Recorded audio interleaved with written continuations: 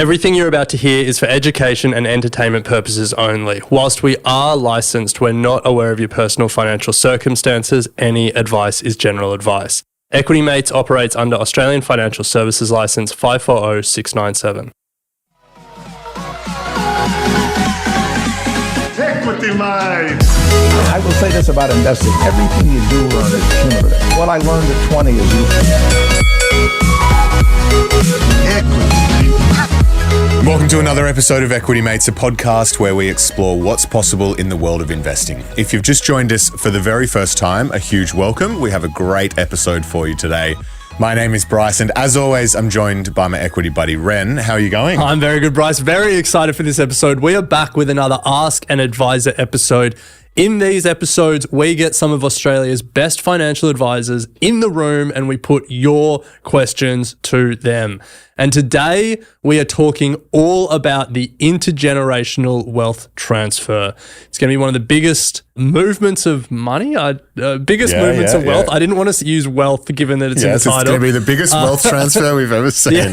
But it's going to be massive. It's going to have profound impacts across Australia and across the Western world. But we're not going to talk about that. We're going to talk about what it means for us as individuals and how we can best navigate this moment. And to do it, we're joined by a returning favourite, king of the case study. We make him work hard when he comes in here. And don't worry, he's got a case study once again. Dylan Pargiter-Green, welcome back to the show. Good to be here, and thank you for getting my name right. You absolutely nailed it. I was a bit nervous. That run-up maybe had a little bit of extra on it. I was like, am I going to get this right? Practicing in the mirror this morning. Now, Dylan works with a number of at the Equity Mates community. If you are listening to this and you would like to speak to Dylan, his team or any of our other handpicked advisors, head to equitymates.com/advice. There's a form there that you can fill in and we'll make sure that you get put in touch with Dylan because you are doing some awesome work with a lot of our community at the moment. Absolutely. Yeah. Lots of legends. And we should, that's good to hear. And we should say for people who are unfamiliar with Dylan and some of the past episodes, you've done case studies on debt recycling. Yes. You've done case studies on the most tax efficient way to invest between super and outside of super. There was another one that I can't remember. Retirement strategies. Retirement strategies. So we'll include links to Dylan's previous case studies in the show notes and YouTube description, so you can download those and see some of his work. This time you've modelled school fees for us. Yeah. So we'll get to that throughout the episode. But let's start by setting the scene. Intergenerational wealth transfer. I explained it as one of the big movements of money we've ever seen. Wild migration. Explain it to us. One of those big money movements.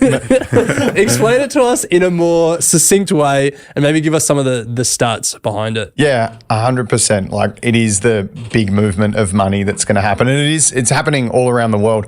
We're probably 20 or 30 years behind, say, America or Europe because we've had lesser history. But in terms of wealth, compared to the timeline of those countries or continents, we're not that far behind. In Australia, over the next 30 years, there's about $5 to $6 trillion of wealth that's going to be transferred. And for context, that's about 2.5 to 3 times what Australia's GDP is. That's incredible amount of money that's being passed. And if you work it out, it's $150 billion a year is passed currently every single year. That's increasing in inheritances, right? So money going from one family member to multiple others or one. So it's a massive number.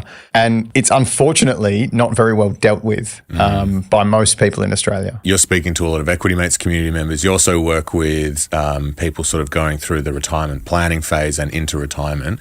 How prepared do you feel we are as a generation to have these conversations and plan for this massive migration of money? Not well. We often tell clients they need to get a will, right? Really simple. You need to have a will, particularly if you've got kids or you've got multiple generations. So many people in Australia don't. Now, you would think that that's like a pretty obvious thing, but still, like 60% of people, regardless of whether or not they have a will or not, will get a lawyer to engage in planning or what happens when they're estate. So if there's a will or there's not a will, you still get a lawyer involved to help with probate and these sorts of things. Only 20% of people will get a financial advisor involved in understanding where their assets should go and what the consequences of those assets. So 1 in 5 people that pass away, or on that stat before, $120 billion a year is not being dealt with in the most financially efficient way. Wow. It's incredible. Yeah, it is. Yeah. I got a will recently. Just want to shout out, I used Willed. I think we have an offer code for them. You can go to equitymates.com/advice and get the details there. But I now have a will. And Nice. my wife gets everything. So she should. No, but like online services like that, I interestingly enough had a look on it when you guys put it out in your email. And things like that, it is so simple. Regardless of whether it's through them, you can go to the post office and get a $20 will kit or $40 will kit or whatever it's called, or you can go and sit down with a lawyer if you really want to understand it. But that's just step one, right? Like understanding where everything goes. Often the case is, like if Alice inherited everything that you own, she doesn't know how your weird crypto portfolio works. Oh, yeah. Right? Like what making the decision on what she sells and how she holds those assets and what things that she should have in that portfolio and how that maintains for her as an asset is a lot more complicated than just, oh, cool, she's going to get it all. Yeah. So it's something that needs to be spoken about. It's an awkward conversation to have. It's even more awkward when you're trying to have it with your parents. Yeah. Or even as a parent, like a lot of our sort of older clients will have trouble bringing it up with their kids, talking about their own mortality, talking about that passing on of their assets that they've worked really hard for. Off the back of our last Ask an Advisor we did with you, which was the case study on the transition to retirement and the whole shifting the cash so that pre-contribution so that when your parents pass and you get the superannuation, it's tax effective. I was like, my parents should be thinking about this, but I found it difficult to bring it up with them because it's super greedy. It's just like, why don't you just send them the podcast? Nah, it's because that's even like it just didn't feel personal. Okay, it just didn't feel personal. Print the case study and just put it in the mailbox. This is Anne Lesky. To Anne Lesky. So send them the link and say, here's a way you can save tax legally, and then we should. But they're not saving tax. It saves tax for us. Oh, it's all it's keeping the family. But the point was, it's like something. Yeah, it was. I can imagine how difficult it is for people to have these conversations. It is. Yeah. It's interesting as well, though. Like if you look at some of Australia's wealthiest families and the journey that they go on in terms of the intergenerational wealth and the planning that goes on behind it, it's embedded in their entire process, right? So everything that a private office is doing is thinking about the children, the grandchildren, the next generation. And there is no reason why, with this amount of money that's being transferred by not the super wealthy, but everyday Australians, right, that we shouldn't also be having those conversations, because it's only going to create a further wealth gap if we don't have these conversations. Yeah, I think that's probably something we haven't stressed, but it is worth stressing now that like the majority of people listening will benefit from this conversation. It's not just for people with, hundreds of millions of dollars or something like that. These days, essentially, like if you own a home in Australia, this conversation is probably relevant to your family. 100%. Yeah. So we want to talk about how parents and grandparents can think about it. We also want to talk about how kids can think about it. But I think before then, let's talk about how this conversation can actually start, because it is awkward to talk about money. What was the old saying? Money, politics, and religion, the 3 things you don't talk about at the dinner table. Bryce can't talk about it with his family, and yet he talks about money on a podcast for a living and has been doing it for 8 years. If he can't do it, what hope do the rest of us have? We did talk about it, but it was just awkward to start. It was just an awkward conversation. So as an advisor, you often play like part financial expert, part like family therapist / psychologist. So how do you find it is best to facilitate and start these conversations? I think you have to be really practical. You have to help guide the conversation in a way where you're saying, hey, mum and dad, if you haven't spoken to somebody about where you're at in your financial life, maybe you should. And that's basically saying, first off, get your own house in order, because people who are going through that transition to retirement really, I mean, a lot of people aren't aware of what their situation is, how much money they should be spending, could be spending, what they can do. And then always remember, particularly if you're a younger person going to your parents, or even a middle-aged or an older person who's going to an elder person thinking about that legacy coming around a little bit sooner, you've got to remember that they want you to be better off. There's a desire for you to have a positive outcome from whatever they leave you. They don't work all their life to then go, I'm giving it all to whoever, Barry down the street. In the back of your mind, when you have these conversations, be open and honest with yourself that your parents love you, hopefully, and they want to have it better off. I mean, when we bring up recontribution, it's a great example, right? Like parents are like, oh my God, how good's that? I can give, I mean, most of the time I don't want to give the government any more money throughout my entire life. They probably think about not paying tax before they do the benefit to the kids. But at the end of the day, that's what those strategies are for. And then I think the flip side is, for anyone that is listening that does have kids and is maybe getting to that stage in their life, like think about the things that you can do for them that will create impact and things that, you want to see them enjoy and be comfortable and happy, and have the conversation with them. Like bring it up with your kids. Hey, this is what the position looks like when I'm 30 years from now, 40 years from now, and no longer around. These are what I've done. This is what I've done to build up my wealth. I want to pass on some of those values and make sure that the legacy is there and not just taken down to Crown Casino and put into your sports bet account or whatever it is that your vice is.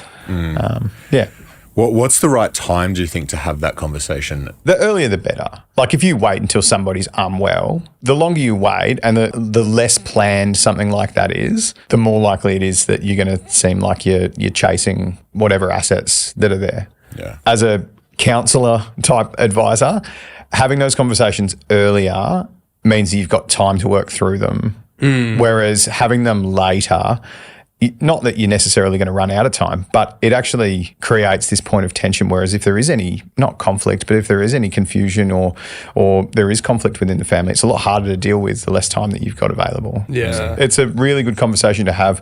For anyone that already has an advisor, all I'd say is to them, do you mind if I bring my kids in? Or if you're a younger person, do you mind if I bring my parents in just to understand what we're doing? Because your advisor's not going to say no to you to bringing those people in, and you never know what's going to come out of it. All right, so let's go side by side. Maybe let's start with parents and retirees and how they should be thinking about navigating this wealth transfer and I guess doing the best for their kids. What are some of the most common mistakes you see when clients try to help their kids or their grandkids financially? There's a few. One really common one is clients taking money and gifting it to their kids during a time where they have or they are about to have an age pension entitlement. So there's a gifting limit, $10,000 per year, $50,000 over $30,000 over a 5-year period. If you give above that, it starts to count. That asset remains. So a lot of people will go, okay, well, I'm 70, I've got more superannuation than I need, and if I get rid of a few $100,000 of it, I'm going to get the pension. It doesn't work like that. Centrelink will count that money for the next 5 years. And so if you will eat into a lot more of your superannuation balance because you won't have the return to top up your income, and you won't get the pension until that 5-year time has gone past. So that's a really common one we see. And the best way to mitigate that is gift early? Gift early, yeah. Gift early. So if you've got access to whatever that asset is prior to the point where you're going to get the age pension, like a lot of people give if a it's lot in of, your super, you can't really do it, can you? if you're not working and you're 60, oh yeah, okay. and if you finished work at that point, that's one way. But other ways of doing it is move assets into structures where you can distribute discretionally. So if you build your wealth in a trust, the income no longer has to come to you. It's completely discretionary, and you can remove yourself as a beneficiary from that trust at retirement if you want, and those assets can then be passed to the kid. It's It's a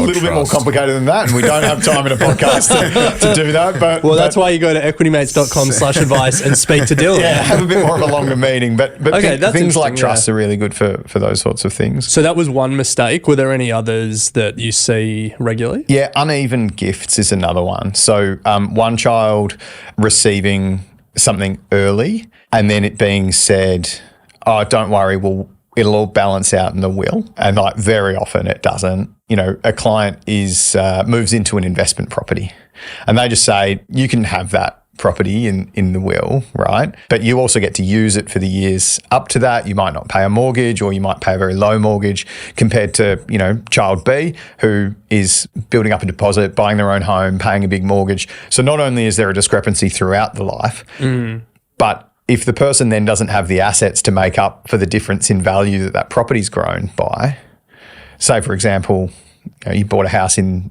2005 in Sydney, and that person then lived in it for 20 years, and then now that person's passed away. Well, that property's worth a hell of a lot more than what was gifted to them, but maybe the gift in the will, what's left over otherwise, is not enough to compensate for the fact that they got that asset. So uneven gifting is really challenging, and it's a good thing to do, right? Like you should have the ability to give assets to your children forward, but just be conscious that you don't want that to then come back and bite them when you've passed away. It needs to be properly written and structured. Yeah, I mean, how do you solve for that? Because like the other big one is like family farms and stuff like that, where like just like the bulk of the estate is like one asset that they don't want to sell. It's like all the kids have to live in the house they gift. yeah, it's like it doesn't dream. It does. Or yeah, in your example, it's like, you know, people have built a life in this house for 20 years and then they don't want to sell it to evenly distribute the assets. Like you're saying, it's a common mistake, but is it a solvable one? I mean, the farm's an interesting one. Every case is obviously different, which is why it's a really good conversation to have. You may not get it perfect, but 95% is a lot better than completely wrong. Yeah. You know, people are generally going to be happy if it's close enough, and they might squabble over a few $1,000s here or there. If you don't do things and it ends up being hundreds of thousands of dollars, then that's a big amount of difference that it makes, and that's where, you know, the family home's an excellent asset to use, or the family farm in that case, where it could be worth millions of dollars, and you know, one person wants to live there, but they probably can't. I mean, maybe they can, but probably can't afford to pay out the other members of the household, and it's an ongoing thing. So it's like a process of financial mediation in some cases. But again, if you bring that up 40 years before you pass away, or 50 years before you pass away, and you say, hey, I really want all of you to keep this farm, you're probably going to have a much easier conversation between the kids. It's like, oh, mum and dad want us to keep this asset, so we're going to do it, and it's not considered as cash. So Dylan, you mentioned gifting earlier in this conversation, and I think as we've been speaking about this episode, that's probably one of the simplest but one of the most powerful things that parents and grandparents can think about doing. And I guess the starting point is gifting generally, like just giving money to a child or a grandchild. Like, are there any things people should be thinking about, any tax implications for just giving money? Well, if it's post-tax money that you're gifting, there's no tax implications of the person receiving the money. You know, if we're talking cash that has been earned, taxed, and then now is sitting in a bank, there's no tax implications. Similarly, if you're drawing on like an account-based pension, so superannuation post-retirement, there's also no tax consequences of drawing that money out and giving it to someone else. The only consequences would come on things like age pension, which I mentioned before. Yeah. When it comes to giving assets, like giving houses and shares and stuff, that's when there's tax implications. So that's a little bit different, because you can't gift an asset without creating a stamp duty event or a change of ownership event. So stamp duty event in the event of a house, and that's also a capital gains event. So, I mean, it's not really beneficial for you to gift shares without passing away. Because that's a change of ownership that's allowable without actually selling down, realising the capital gains at the time of death, and then owning them. So you can carry on owning shares in perpetuity, and you only have to pay the capital gains when you pass away. When you sell, right? When you sell, not when you pass away. Yeah. What are some of the most common like gifting reasons, or like where do you see gifting happen with your clients? There's two main ones. House deposit is a pretty classic. Clear cut. Bank of mum and dad. Yeah, absolutely. Bank of mum and dad. And like, even if it's not cash, the use of bank of mum and dad as a guarantor. There is so many people that don't utilize that as a strategy, where mum and dad are living in a $2 million or a $3 million house, and it's just sitting there as unused equity. Like, if you haven't spoken to your parents and you're struggling to get a house deposit, at least speak to them about guarantor. Awesome idea. Another one, just housing related, before you jump into the second one, is I've heard of a strategy where parents who have cash that they're going to need to draw on retirement, they're not ready to gift it. They need that money. When their children get a mortgage, the parents put their cash that they're going to need at some point in the child's offset account. And like with the knowledge that at some point they're going to need that money and to draw on it. But in the interim, they may as well help their kids save on interest. Yeah. Have you seen that? I have seen it. I would argue that those parents are better off utilising their own assets to build that up more at a rate that's faster than what the kid's saving on the mortgage. It also wouldn't help the kid with like borrowing capacity or anything. No. You have to have the mortgage. But it's like, all right, well, I've got this cash. It's just sitting there. I need it at some point, so I can't give it to you, but I can help you out in the interim. God, the day they ask for it back would be Hopefully you've smashed your mortgage by then.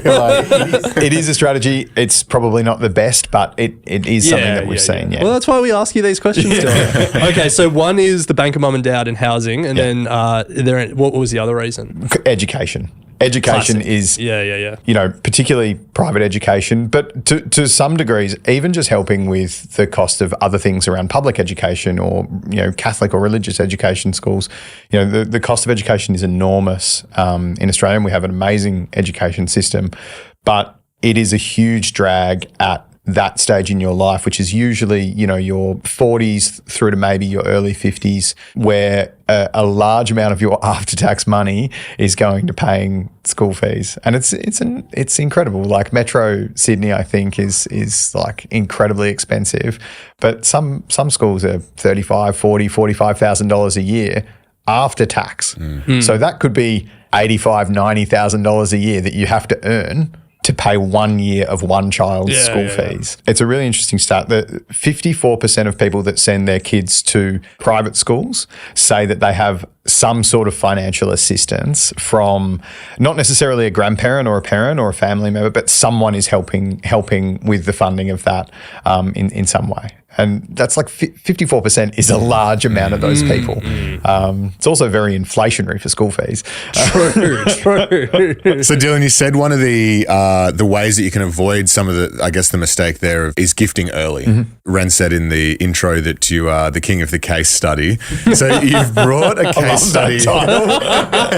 You've brought a case study today that sort of illustrates this, where you have a grandparent who wants to gift $180,000 to go towards a grandchild's education. Yeah, so probably to frame it slightly differently, in this case, we've taken a common scenario of where a grandparent is willing to pay for one child's or the first child's education. What will often happen is that, you'll have a grandparent in this case might have several children, let's say 3, and then they all might have 2 kids each. And as a result, funding 6 people's private school education might be too much, but they'll say, okay, well, each of my children, I'm going to fund one child's education. So this is sort of the flow on of the case study. When you phrase it like that, it's not a $180,000 gift, right? That's just what we've ended up telling the client in this case to do. But to the grandparent, they're not thinking about the amount of money. They have the money there to gift to them, and it's not affecting them in other ways financially. The beautiful thing about that is, rather than a grandparent who maybe is a little bit more conservative at that stage in life, not necessarily wanting to take as much market exposure and wanting to sort of hang on to that money so that they can gift it at the appropriate time, the conversation that we then have with the client who receives the money in this case is, well, you've got sort of 8 or 9 years before your son or daughter reaches high school when you want to start paying for that. Imagine what 8 or 9 years of market returns could do to that money, and perhaps there's a really nice way of funding 2 kids for the price of 1. And so what you're saying is you get the grandparents to bring forward the cash, gift the $180K, and then you invest it. That's right, yeah. And at the end of the day, it's just simple compounding, right? So there are tools that you can use for this. You can use an education bond. You can just use ETFs or a managed fund. You can use whatever you like, as long as it's diversified, it's hitting that sort of 7 or 8% year on year, your calculations are going to come up to give you the outcome that you're seeking. But instead of holding that in cash, acknowledging that that's not really doing much more than inflation, and then gifting it on a yearly basis once that child reaches that age, the parents now have the ability of knowing that they don't also have to fund their second child's education as well. And that then gives them more freedom to save and do other things and grow their wealth in other ways. So let's just put some specifics to it, Dylan.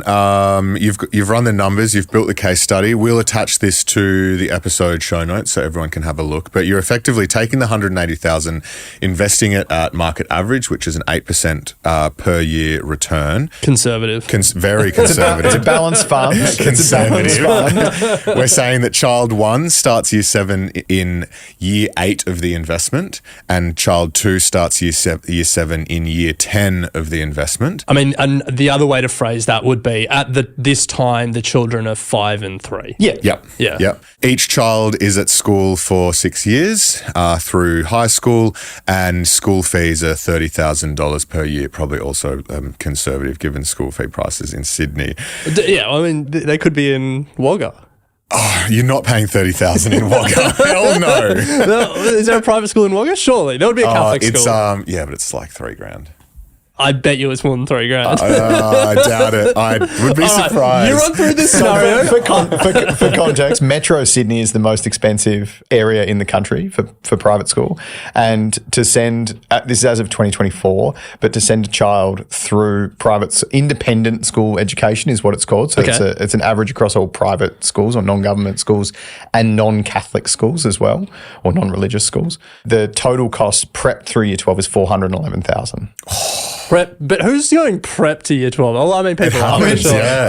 There are private primary schools, Ren. Yeah. They exist. That's wild. Well, hold on. But I've just done the math. So 411,000 divided by 13, K till 12. Yeah. But the K is not 30,000. It drastically. It increases. But I'm just saying the average there is 31,600. That's wild. Yeah. So I'm saying your scenario isn't too far off. Oh, yeah. Well, Anyway, we're getting sidetracked. So for the first 7 years, that $180,000, instead of sitting in grandpa and grandpa's account, is being invested and is compounding from $180,000 through to $333,000, including dividends. Yes. Then we start drawing down from that for school fees. So we're taking $30,000 and then it gets up to $60,000 a year once the kids start going together. And that happens for sort of the remaining 6 years, as we said. The good thing is, though, Dylan, is it looks like at the end of the school years, when the kids have finished, there's still a residual amount left of $151,000 in cash once all school fees are paid that can be split between the two kids. Or the grandparents take it back and go on a cruise. I mean, the grandparents, if they're still around 16 years after this strategy is still there, and so want to go on and sit on a ship. and so I guess the conversation you've had by showing your clients this is that by bringing forward the gifting to now, you're not only paying for 2 kids' education, but you're also then leaving them with a nest egg at 21 years old of $75,000 each. Yeah, I mean, in this case, we had the conversation with a client about wanting to give a starting balance to their kids, but at the same time, like Ren said, the grandparents could take it back. The parents could use it. It could be used for a whole number of things. And of course, this is you're building into a year-on-year exact return assumption, all those sorts of things to get to that final number. But we like to talk about these strategies as like it's the simplest version of planning. You're putting money away that you need to spend later, and effectively you're increasing the amount that you don't have to spend. And in this case, you're basically taking $180,000 and getting $330,000 for free because it only costs you $30,000 at the end. You're left with $150,000. So to close it out, I know everyone's been waiting on the edge of their seats. I've looked up Wagga school fees. Oh yeah, which school? Which school? I've got 2 for you. Anglican? First one is St. Mary MacKillop School. Bro, I don't think that exists anymore. The school fees were 44 pence. Well, their website certainly exists, and Google certainly thinks they charge school fees. Okay. You're a bit distracted by their website now. I've never heard of it. So, look, you were right. Years 7 to 12 are 3,520. So that's a Catholic school. What about Wagga Wagga Christian School? It'd probably be a little bit more expensive. That exists? That exists, yeah. So that's $7,773 for senior school. But here's an interesting one. Second child, you get a 15% discount. Third child, you get a 30% discount. Fourth child and beyond. Free. It pays to live regionally. Well, I mean, once you paid three, then you should just have as many kids as possible. All right, we're going to take a quick break, and on the other side, we are going to switch the lens and look at this through the eyes of the younger generation, through us, and have a discussion about what we should be thinking about when it comes to the intergenerational wealth transfer. We'll be right back.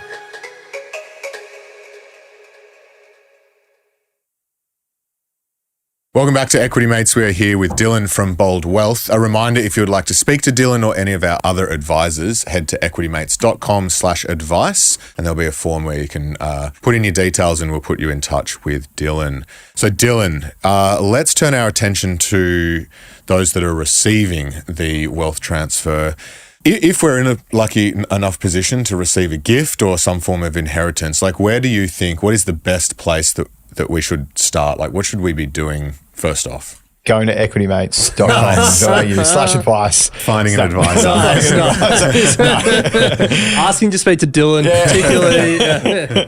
Like, the first thing I say to everyone that I speak to when they receive an inheritance, whether it's an existing client, someone speaking to us for the first time, is just take a breath. Don't rush. This is an incredible opportunity that you have to set something up for yourself financially, and you have a plethora of things that you could do. So take a step back, think about the things that are important to you, think about your life, think about what, your goals are, and really put in place a financial plan for that money, because it is a gift. It's an amazing thing to be, bequeathed money. It's a wonderful thing, and it's going to get more and more common. So if you do the right thing with it, it'll just make your life significantly easier and better later on. Don't blow it. Don't buy a Lambo. Unless it's like heaps. Unless it's a shitload.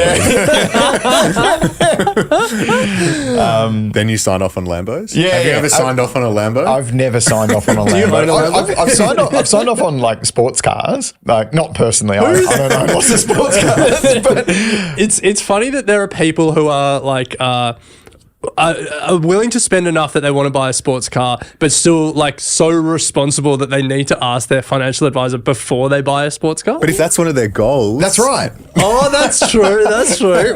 Yeah, okay. Do people come to you with that as a goal? One day I want to own a sports car. It's usually something that does come out in your sort of initial strategy meetings and fact find meetings and things, and it's something that we put in place that's like if one day if all your life you've had a dream of driving down the coast in, a convertible, I don't know, Ferrari or something like that. Just rent it. Yeah. Surely you say grow up. No, don't grow up if that's your dream, but just lease it for a day or for a year. Yeah. Come in my car. Anyway, we obviously host an investing podcast. We're all about assets that appreciate in value. I always tell people as well, though, if you're that into cars, do your research. Buy something that is going to stay high in value. So, like, a really, really cool stat, it's something like 81% of Ferraris ever built are still on the road or roadworthy today. Wow. It's because they remain valuable and they transfer, the asset transfers and is really easily resold. Mm-hmm. So they're assets as well. There's ways of doing this where you're not just going out and buying whatever the newest Commodore is that goes fast, or they don't make Commodores anymore. Yes. But, there's a way of doing it so you're being smart with the asset as well. Someone's got an inheritance when grandparent or a parent has passed away, or maybe they've got an early gift and the grandparent or parent is still there. First thing, do nothing. Like the lottery, don't tell anyone, do nothing. Get used to it. Take yourself out for a croissant and a coffee and take a deep breath. Second thing is go to equitymates.com/advice and speak to Dylan. After those two things, what are some of the considerations people should, I guess, think about while they're making a plan? And where my mind goes are like tax considerations and stuff like that. Like, is there any, not strings attached to the money, but any potential things that people could trip up on when receiving that money? Yeah. So the first thing to consider is, did you inherit cash, or were you gifted cash, or did you inherit assets? And what was the tax treatment of that asset whilst that person was still alive? So a really easy example to use is shares. So if you've inherited shares from someone, they have probably bought them at a different price to what they are today, and therefore will have either a capital gain or a capital loss associated with them. And hopefully those people have invested in a diverse portfolio of shares and they have multiple different versions of capital gain, and understanding what your net position is and what happens if you capitalize on that and sell those is really important. For example, you inherit $1 million of Commonwealth Bank stock. That person got them at IPO, or when just because they had a Commonwealth account, they got a bunch of stock, and so on and so forth. And now they're $180 or whatever they are today.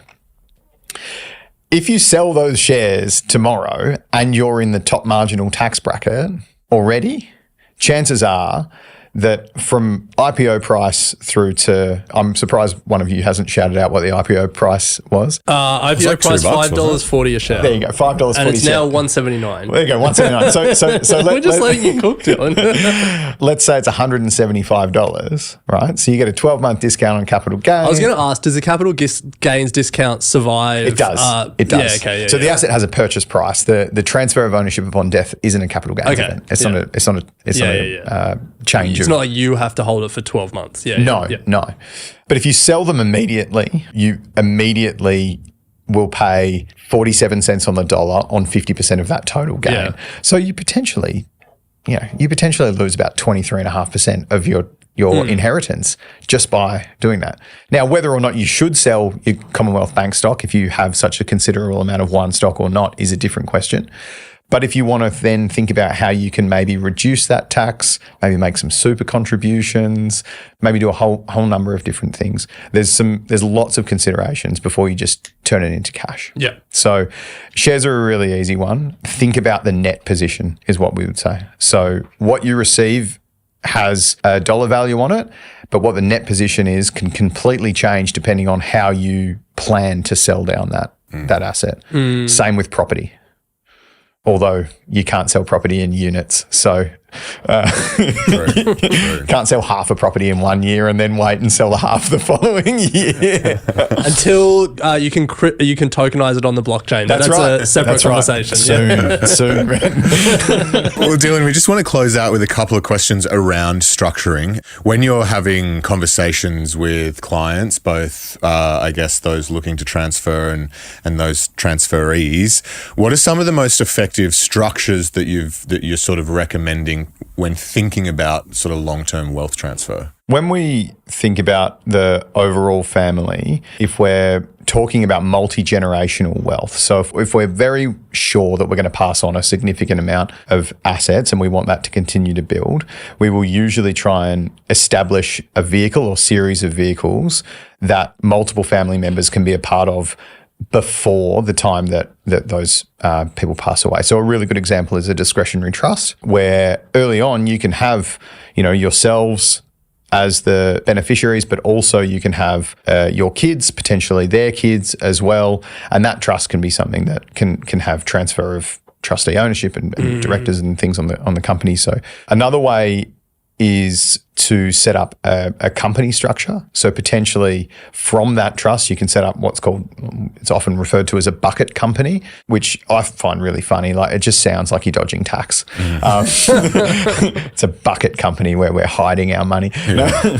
But you set up a company structure where money can be directed, and you can build multi-generational assets in there. So a lot of our clients will have things like high income producing property, Australian share portfolios where you've got fully franked dividends, and companies can receive the franking credits and reinvest those for an extended period of time. And then you can create multiple shareholders off the back of that company later on. So yeah, there's some really fun things you can do between how you put different assets into different places. But those two are a good example. One that we've talked about before as well, and it's probably the third one that gets, I guess, thrown around is like investment bonds. So investment bonds as a gifting strategy where you specifically want to move money at a given point in time, that could be your death, it could be an age that somebody reaches, is an excellent way of setting up an investment that you know is going to be given to that person.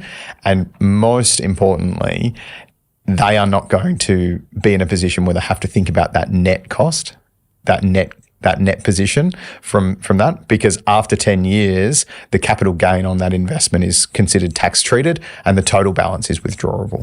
Yeah. Not only that, but you can gift that asset, it remains invested during the time that you're alive.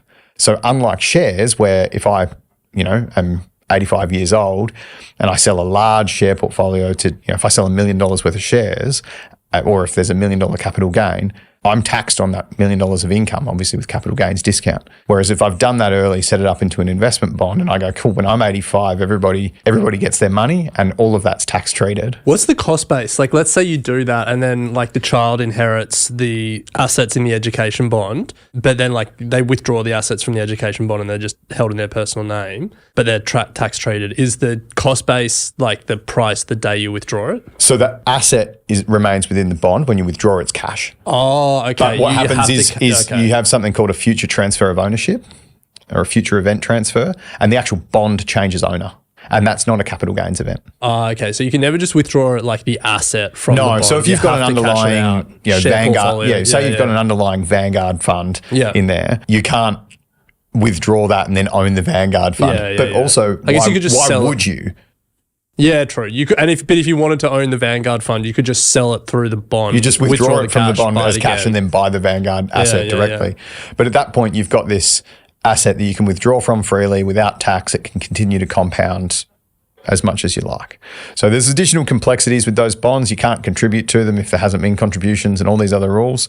It's a little bit more complicated. You can obviously go on and find the bond providers yourself, speak to your advisor about it, because it is a bit of a minefield in setting them up correctly. Yeah, there's a lot of rules. There's heaps of rules. Yeah. They're really, really beneficial when you use them to their advantage. And that's like a lot of investments, right? Like, don't invest in things that you don't understand. Well, discretionary trusts, bucket companies, education bonds, if your head's spinning a little bit, go to equitymates.com/advice, ask to speak to Dylan and we'll put you in touch. But Dylan, to close it out, for those listening who are now starting to think about the great wealth transfer coming, starting to think about their family situation, be they the parent or the child in this conversation, what's the first step you think everyone should take after putting the headphones down and leaving this episode? Just have the conversation. So whether you're going upwards to your parents or your parents and you want to talk to your kids about, your wealth, get over that mental hurdle of the taboo of, money that we have in Australia. It's globally, but we have a very strong one in Australia. But have that conversation, talk about that financial position and just be open and honest about the things that are important to you. If it's helpful, get your accountant involved, get your advisor involved and say, use them as a scapegoat. Our advisor was telling us that we need to have better conversations with our parents, or our advisor was saying that we need to get our kids involved in our financial planning meetings, because it is a large amount of money that's going to be transferred. And if we don't think about it, it's just money that goes to tax. It's money that gets left on the table, or it's money that gets spent on and not invested. So, and if you don't have an advisor and you're looking for someone to blame Dylan. Say an advisor I heard on Equity Mates told me to start the conversation. Yeah, that's it. I was listening to this advisor and he said I had to talk to you about how much money you're going to give me. Well, I think that's a good place to leave it, Dylan. We appreciate you coming on as always, and we look forward to getting you on again with a new case study next time. King of case studies. Thanks for having me. Thanks, Dylan. You have been listening to an Equity Mates Media production. In the spirit of reconciliation, Equity Mates Media acknowledges the traditional custodians of country throughout Australia and their connections to land, sea and community. We pay our respects to their elders past and present and extend that respect to all Aboriginal and Torres Strait Islander peoples today. This podcast is intended for education and entertainment purposes. Any advice is general advice only and has not taken into account your personal financial circumstances, needs, or objectives. Before acting on general advice, you should consider if it is relevant to your needs and read the relevant product disclosure statement. And if you're unsure, please speak to a financial professional. The hosts of this podcast and their guests may have positions in the companies mentioned. Equity Mates Media operates under an Australian Financial Services Licence 540697.